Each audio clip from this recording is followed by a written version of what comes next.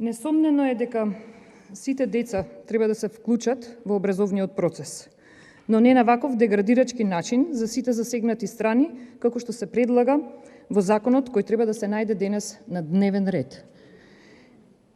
Потребна е изработка на студија со анализа колку деца има во секоја година, колку возраст се, кое оделение завршиле или не ни почнале, истражување со нивно тестирање на стекнати предзнаења од посебни комисии и на крај од сумираните резултати да се изготват програми за различни категории, со различни содржини по сите предмети.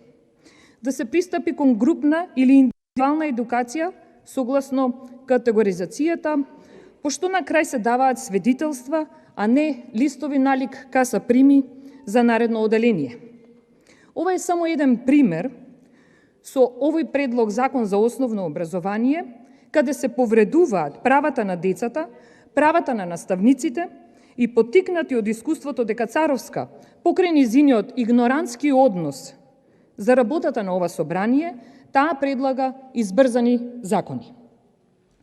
Знаете, колеги, брзото зборување и брзи закони носат последици.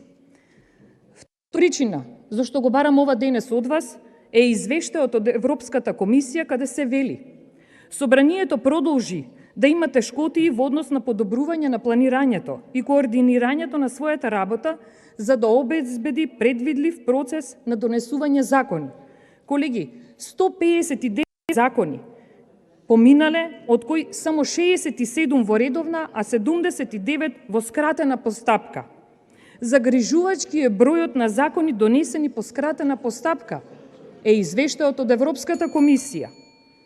Има многу причини со кои денес овде од вас барам да го поддржите ова барање, точката број 4, да се тргне од дневниот ред.